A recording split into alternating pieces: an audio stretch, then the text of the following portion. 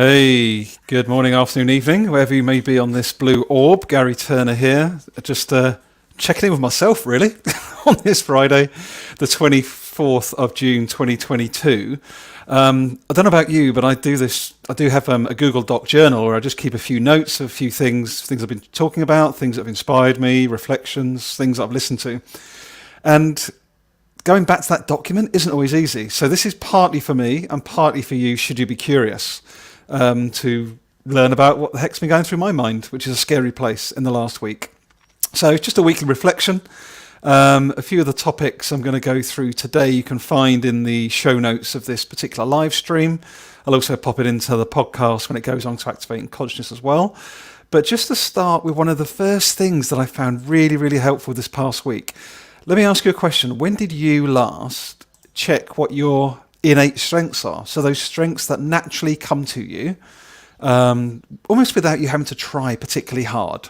I wonder what those strengths might be. If you name them today, would the friends and family, would they point to the same things? Would your colleagues point to the same things?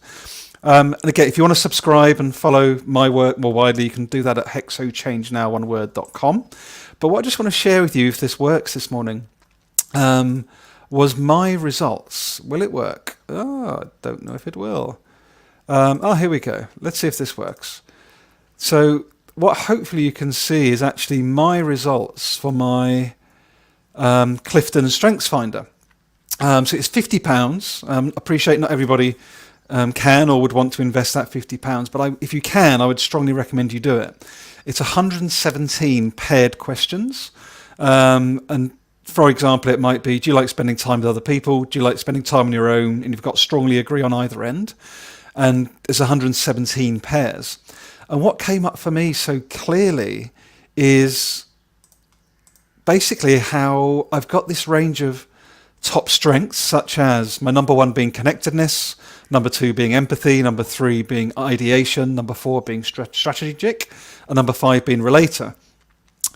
And why that's so interesting for me personally is if I look at my day job, increasingly I am leveraging more and more of those, although they are still heavily underplayed within my day job, to be honest, despite, I would say, me wanting to offer more of that to my workplace and the world. But more interestingly, I haven't always pointed to or named these particular strengths as almost the foundation to why I do what I do. So as a thinking partner, as a coach, as a facilitator, but also as an international salesperson and relationship builder, it's really clear to see why these strengths come through so powerfully. But I haven't always been clear on that or named that or tried to leverage that to the best effect. So that's the first thing.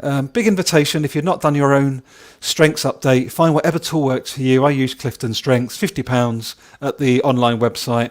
Absolute gold dust, really great value, really helped me get clear today. And what it also helped me get clear on is, I don't know about you, if I was going to ask you, what do you feel you're here to do? You know, what's your life's purpose? It might be bringing up the kids, it might be caring for others, it might be setting up your own business, it might be tackling climate change.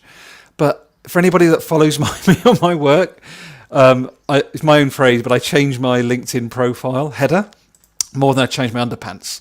Just because I'm just totally trying on these different ways of being, energies, like what am I here really to do?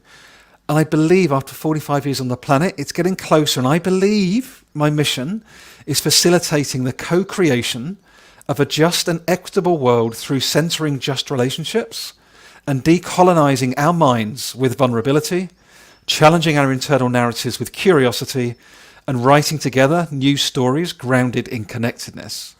Right, it's quite a mouthful there, but that's very much about how do we bring people together from diverse perspectives, different sectors, different industries, different job function, and reimagine work, society, the world in line with nature's systems. Now, this is a big claim because I'm still working through my own decolonisation of my own mind.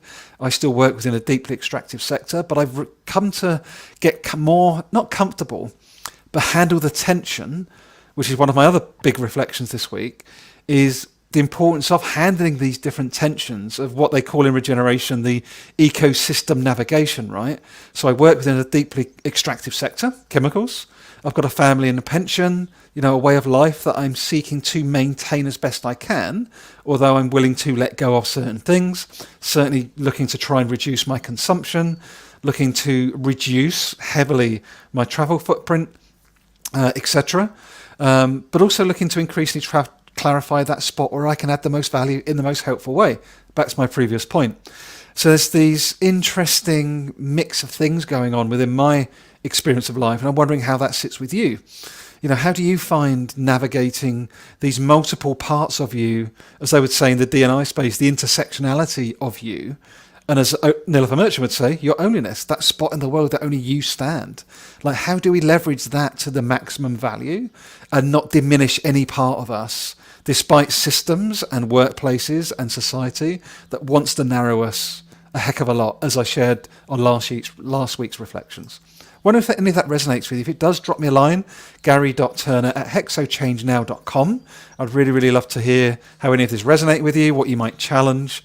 And again, if you want to follow me and my work a bit more, you can sign up at hexochangenow.com. Just jump on the mailing list. You'll do 1 or 2 a week. No big sell. Just really sharing my experience, what's popping up for me. But of course, if you are looking for a thinking partner or coach or a facilitator, very happy to talk about that as well. So that was something else. What's also interesting, my gorgeous wife Jackie, she offered a reflection when we was having lunch last weekend. And again, you may or may not know me yet, but basically I speak quite a lot about my bullying experience. Bullied repeatedly as a child, age 12, 13. At a very formative time of my life, I'd just moved to West Wales with my parents after living in the southeast of England for many, many years, the first 11 years of my life. And what I found out after the event, in fact, only semi-recently, is that my dad was having his own mental health challenges, and he really wanted to get away from the southeast to somewhere more calm, somewhere he could live a more whole life. But as he did that, I found that my life was starting to disintegrate a little bit as I was being bullied. But what I realised over time, and what Jackie held the mirror up to last weekend, she said, although yes, you did suppress emotion, yes, for over 25 years you did hold back being the full, boldest version of you, my words, she did say that that story, that narrative of low self-worth, of not believing in yourself, etc., whilst that's relevant, it does mask and cover a generally good life and an impactful life that I've had throughout those 25 years. So I have made a difference. Yes, I have had challenges, but I have also made a difference. But I've almost allowed the stories of being bullied and low self-worth to cloud some otherwise decent stories of my life. So I'm really sitting in that reflection, and how can I weave back to another point I want to share around the andness of life. How can we share more of the wholeness of our lives with vulnerability, with boundaries, but in a way that's healthy and hopefully helps others and invites others to show up more fully as well. So that was an interesting reflection in the past week. Another critical one was actually listening for the second time, to the podcast that had Samantha Sapaya, Anna Nardin, also Nolita, and Christina. The four members of the 6 members that make up the Possible Futures crew. There's an incredible podcast about decolonial sustainability. And what I'm going to try and do actually in the moment is I'm going to try and find it on Spotify so I can share it. I fully, fully recommend, if you have any interest in systems, sustainability, in basically trying to reimagine how we move forward as a species, basically a lot of it comes back to trying to decolonize our own mindsets. And I'm not an expert in that space. I just know I'm going through my own journey with this. But it's on the Green Urbanist podcast. Let me just try and share that with you. Again, if you're with me live or listening back on whatever other platform, I just want to make sure that you're aware of this incredible, incredible podcast. So I listen on Spotify. You'll be able to find it on your favourite podcast platform. But it's The Green Urbanist by Ross. And it's this one here, episode 46, De-colonising Sustainability with Sam, Christina, Anna and Nolita. Strong recommendation to give that a listen. Whatever your interest in life, just an incredible podcast. Very felt, very powerful, and a strong invitation if you work within my sector, within chemicals, or the up and down supply chains from there, the global supply chain itself, or food, farmer, etc., give that podcast a listen. It will literally blow your mind and make you think very differently around the interconnections of everything and all life. And it's a real invitation for us to think about the internal stories and narratives that we hold. Do we actually allow ourselves to believe there's something beyond the capitalist growth at all cost model? Is there something beyond growing double digit year on year, something beyond accumulation and domination over people that we quite often don't even see? Really powerful, very felt, highly recommended podcast. Had also a great conversation this week with Kelly Swingler. Highly recommend you pop along and have a look at the Right Here, Right Now show that you can find. I've got a YouTube channel for those that may or may not know about that. You'll be able to find the conversation there. I'm going to pop that onto another little banner actually. If you check out this particular website on YouTube, so YouTube channel, a little bit wordy, numbery. I probably need to put this into a bit.ly link, but basically that is my YouTube channel. You can go and find out a lot more about the conversation that I had with Kelly Swingler, and it was a really beautiful conversation. We spoke about all things mental health, burnout, vulnerability, and again, the common theme, people, that's coming up, however you identify as a human being, the common theme coming up time and time and time again, okay, is if we do not do the inner work, if we do not connect to ourselves, understand our stories, our beliefs, the biases that we have, if we do not allow ourselves to look inside of ourselves, we will not change the outside perspective. And I'm going to come to a really, really, really critical point that's linked to that shortly. And hi, Kenneth, good to see you. I've just spotted your comment. I hope you're doing well. I'm going to pop it in the comments. This is all live and iterative, Kenneth. I'm hoping that link now is popping. If you look on YouTube, I'll also put it into the onto LinkedIn as well afterwards, because I see you're joining me from LinkedIn. But literally the podcast link, I'll pop it onto LinkedIn afterwards for you, Kenneth, as well. And then you'll be able to access it. But it's a truly sensational conversation, and one that I strongly invite every human being to go and listen to. Now, one of the last things I want to leave you with, two things. One is the workplace. So I talk a lot about systems. I talk a lot about the importance of holding what can be seen to be competing narratives and systems in each hand. I think it's critical, right? So I work in the chemicals industry. I sell products that are from that extractivist supply chain. I know, and it is painful to mention this now, that for me to have a job, for me to have a pension that I have, other people are being oppressed and dominated in other parts of the world. I do not like that. I do not want that to be the case in the future. And that's why I continue to share these reflections. It's why I continue to wave the flag for justice and inclusion within my workplace and beyond. I'm not a DEI expert. I'm a human being that believes in a more equitable and just world. But what I can do from my place of privilege is share as I'm doing today. And I've shared the same podcast, by the way, within my own work organisation. So hundreds of people have had that invitation to learn about de-colonising sustainability. Now, where I'm coming to my next point, and this is really, really critical, I learned literally last night, really, it's grabbing me a little bit, because I heard the pain in my friend's voice as she shared about yet another unnecessary killing of an equally valuable human being. So this particular human being was part of what's called the Three Principles community, which is all about mind, conscious, and thought. It's all about we're all one, we're all connected, which we all absolutely are. But critical but, and this is where the andness comes in. This is where the importance of holding competing topics more than the non-dual oneness narrative, which is critical. We are all love, we are all one. I fully subscribe to that. I know that in my body. But we have got systemic oppression baked in. We have got inequity baked into pretty much every system. And yet another black human being, male human being, was murdered after a traffic stop in the US 2 days ago. This amazing human being I only learnt about last night has been doing incredible work in prisons, incredible work trying to help inmates transform from within the justice system, or as we now know, we can call it more the injustice system far too often. But yet again, someone that is bringing love and connection and oneness and this reminder of what we are innately has lost their life due to a traffic violation. This shit has to stop. We've got to start naming the and-ness of our human experience.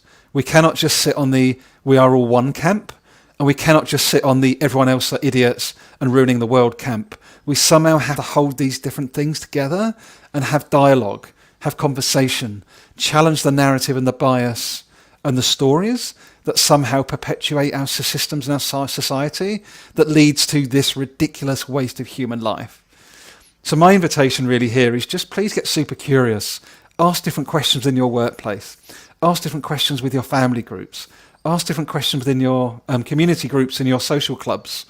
Like, we've got to be asking, why do some people get access and why do some people not? Why does everybody in my workplace look and sound like me? And why are there not the career paths, the talent development pipelines, the inclusive leadership that should be out there as normal now? Why does it not exist? People, as I look to wrap up today, I'm going to share another banner with you. Please check out whitesupremacyculture.info. Do not get scared. If you share my skin hue, please do not, I invite you, please do not get scared about the front part of this website. Where this originates from, it's over 500 years of oppression and domination. It still continues today. It has not gone away. My industry perpetuates this. Give an example. My pension again, I'm directly linked, although I don't want to be. My work pension has a limited link to 88 pension funds, okay? 88 pension funds. I can choose from any one of 88 pension funds for my company corporate pension. Only 2 of those pensions are, inverted commas, ethical. And of those 2 ethical funds, one of them has got Rio Tinto, BHP, technology companies. You know, you can't escape the raw material and mining aspects of our humanity. That's how I'm talking to you right now, through a computer, through a headset. But the more we become conscious to all of these interconnections and the fact that actually, by just doing what we do day to day, we're part of oppressive systems, and how can we use our particular spot in the world to name these challenges, to invite different dialogue, different conversation. Over time, we can start to break these stupid systems down. Because guess what? There's a really limited, tiny number of people that benefit from all of us fighting each other, believing that each other are worse, less than, or more than, or someone's worth more or less than. Like, well, it's the Matrix. The Matrix is doing its job brilliantly, right? Those with power, those with control, those with resource material control, those with money, those in government, they just keep playing us like little puppets while we run around being worried about losing our jobs or putting food on the table. Important things to worry about, but there is enough. There is enough on this planet. There's enough resource, there's enough money, there's enough air, there's enough nature. But it's because the few want to control and dominate the rest. That's why we are where we are. And we have to name these patterns. And these patterns, if you want to check out the work, it's Tema Okun, Tema, surname Okun. There's 18 patterns that Tema's work has looked at over the last 20 years. Things like fear, perfectionism, being qualified. Just think about it for a second. Does everybody even get the chance to have an education, let alone a degree level education? So the second you put degree qualified required for a job, you are cutting out a wide swathe of people, many of which may be more than capable at a skills and aptitude level, but actually just can't physically get through the system because of how the system is set up. Either or binary thinking, the right to comfort, and so many more. But hey, I'm getting up to nearly 20 minutes, which I didn't expect to do today. So I'm really, really, really sorry for going on a bit too much, except it's a sorry, not sorry moment. Because it's a flow state. If someone's joined me, you have. If you haven't, no problem. But I appreciate Kenneth popping along. And LinkedIn user, thank you for popping along. Oh, you're so sweet. I can't see your name on the live stream, but it's very, very kind of you. It's really, really, really important from a place of love. And my friend Helen, my gorgeous friend Helen Amory, shared a phrase with me in the last couple of days, which is, I can't remember it word for word, but it's something about, from a place of love, we need to drive change. So yes, we are all one. We are absolutely all connected. We are one singular human race, connected to nature, connected to one another, 100%. But staying there is not going to solve the systemic oppression and genocide and inequity that perpetuates every part of our life as we know it today. So how can you and I, how can we together as a collective, individually and collectively, how can we bring those things together and heal ourselves, one another, our workplaces, our societies, and get out of the way of Mother Earth, because she doesn't give a flying F-U-C-K whether we're here or not. She's quite happy. Mother Nature is quite happy whether the human race is here or not. So we've got to make a decision together, individually and collectively. Do we want to come from this place of connected oneness and love? We need to come from that energy, but use that energy to drive change individually and collectively. That's where I'm at. Where are you at? Love you lots. Have a great evening, morning, afternoon, wherever you are. And challenge me. Like, if this is a load of like hippie BS for you, let me know why, and let's have a dialogue. Let's get into some spaces together and discuss. But I wish you well. Stay safe, and please, please, please, every single human being is of equal worth and dignity. And that was another big learning, to add. Jane Adsett Grant and Anthony Howard set up a new community, the Human-Centered Leadership Community, last Wednesday. I was very privileged to be one of the first people in that space. Oh my God, people. If you wanted a great example of embodying what I've shared in the last 20 minutes, it's that community. Deep generative listening, dignity, connection. But what do we do with that to drive systemic change through our different mediums collectively? Like, the vibrations are high, people. That's where we're at. There's an opportunity for us to show up, be more, do more, but from a place of grounded connectedness, love, and oneness. Totally agree with that. And inclusion, critical energies. But on its own, not enough. We need to use that energy together to drive collective change, not tear each other down or tell each other someone's right or wrong. Because guess what? That's binary, either or thinking, one of the white supremacy culture patterns. Look out for it. So, much love to you all. Have fun. And that's just 1 week in Garry's world. Speak to you soon. Take care, everyone.